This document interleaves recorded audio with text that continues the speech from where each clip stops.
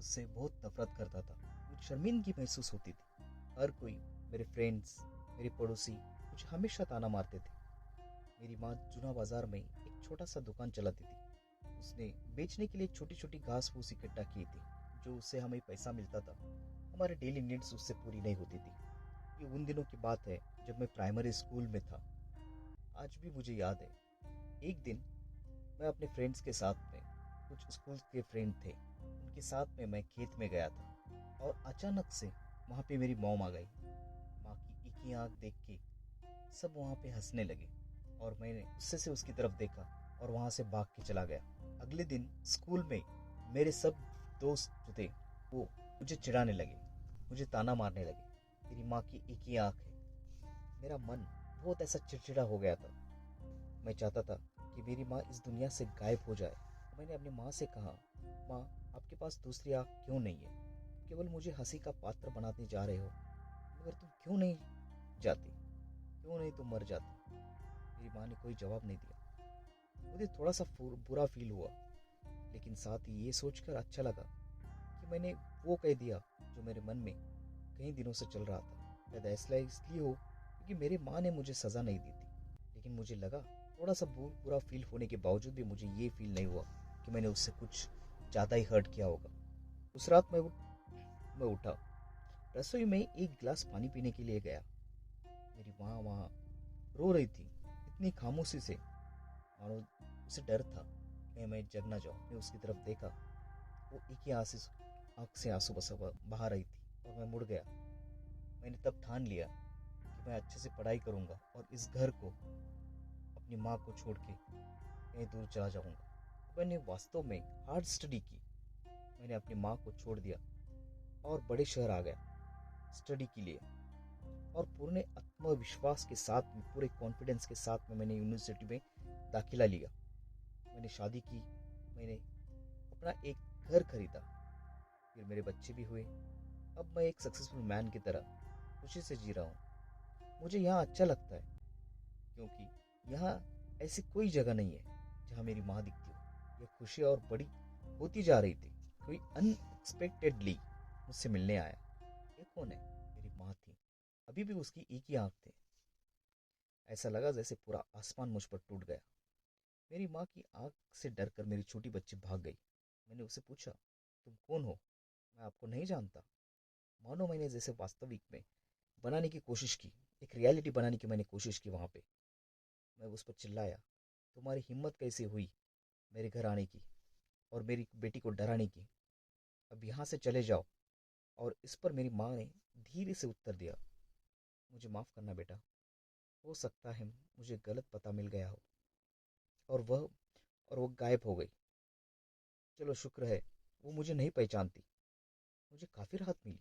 मैं अपने आप से कहा कि मैं परवाह नहीं करने जा रहा था, या जीवन भर इसके बारे में मैं नहीं सोचूंगा।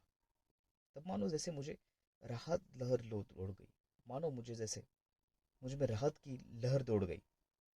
एक दिन मेरे घर पर स्कूल के लिए रीयूनियन का एक लेटर आया। मैंने अपनी पत्नी से कहा, झूठ बोला मैंने, और मैंने कहा कि मैंने बिजनेस ट्रिप पे जा रहा हूँ। रीयूनियन के बाद में मैं उस पुरानी झोपड़ी में गया जिसे मैं एक घर कहता था। एक क्यूरियोसिटी से मैंने वहां पे चला गया। मैंने अपनी माँ को ठंडी जमीन पर गिरा हुआ पाया, लेकिन मैंने एक आंसू नहीं बहाया। उसके हाथ में एक कागज का टुकड़ा था। ये मेरे लिए एक लेटर था। उस लेटर में लिखा था, मेरा बेटा, मुझे लगता है कि मेरी जीवन काफी लंबी यात्रा अब समाप्त हो गई है और मैं अब नई गांव नहीं जा पाऊंगी। लेकिन क्या पूछना ज्यादा होगा कि क्या मैं चाहती हूँ कि आप एक बार मुझसे मिलने आए? मैं तुम्हें बहुत याद करती हूँ और मुझे बहुत खुशी हुई जब मैंने सुना कि तुम रीयूनियन के लिए आ रहे हो। लेकिन मैंने फैसला किया कि मैं स्कूल नहीं जाऊंगी तुम्हारे लिए। मुझे खेद है कि मेरी केवल एक आंख है और मैं तुम्हारे लिए शर्मिंदगी का सबब थी। जब तुम बहुत छोटे थे तब तुम्हारे साथ एक दुर्घटना हुई और अपनी आंख खो बैठे। एक माँ के रूप में मैं तुम्हें केवल एक आंख के साथ बड़े होते हुए नहीं देख सकती थी, इसलिए मैंने तुम्हें अपनी आंख दे दी। मुझे अपने बेटे पर इतना गर्व था कि वो मेरे लिए मेरी जगह उस आँख से एक पूरी दुनिया, एक नई दुनिया देख रहा था। तुमने जो कुछ भी किया उसके लिए मैं तुमसे कभी नाराज़ नहीं हुई। 2 बार जब तुम मुझसे नाराज़ थे, मैंने मन ही मन सोचा, ये इसलिए है क्योंकि वो मुझसे प्यार करता है।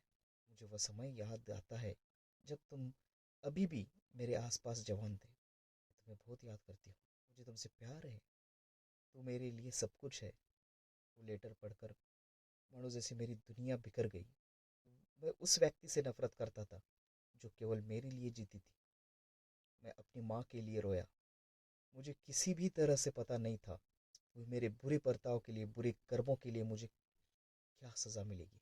सो dear viewers, moral of the story ये है, कभी भी किसी को उनकी इनएफिशिएंसी के लिए नफरत ना करें। अपने माता पिता पेरेंट्स का कभी अपमान ना करें, उनको इग्नोर ना करें और उनके सैक्रिफाइस को कम न आके। वो हमें जीवन देते हैं, वो हमें पहले से बेहतर बनाते हैं।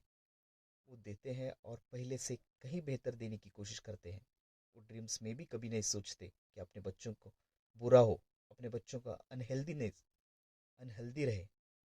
हमेशा सही रास्ता दिखाते हैं और मोटिव बनाने की कोशिश करते हैं। पेरेंट्स बच्चों के लिए सब कुछ छोड़ देते हैं, बच्चों द्वारा की गई सभी गलतियों को माफ़ कर देते हैं।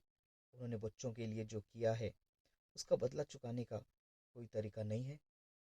हम बस इतना कर सकते हैं कि उन्हें वो दे, यानी कि कोशिश करें जिसकी उन्हें ज़रूरत है, और ये सिर्फ टाइम, लव और रेस्पेक्ट है। सो व्यूवर्स, आपको ये स्टोरी कैसी लगी प्लीज़ हमें कमेंट बॉक्स में बताइए। और इसी के साथ में आप अपने माता पिता के बारे में, आप अपने पेरेंट्स के बारे में क्या सोचते हैं, आप उनसे कितना लव करते हैं, ये भी हमें ज़रूर कमेंट में बताइए। साथ ही में चैनल को सब्सक्राइब कीजिए। ये वीडियो आपको कैसा लगा, ये कहानी आपको कैसी लगी, अगर आपको पसंद आए तो प्लीज़ इसे लाइक और शेयर ज़रूर कीजिए। सो व्यूवर्स, तब तक के लिए goodbye and take care yourself.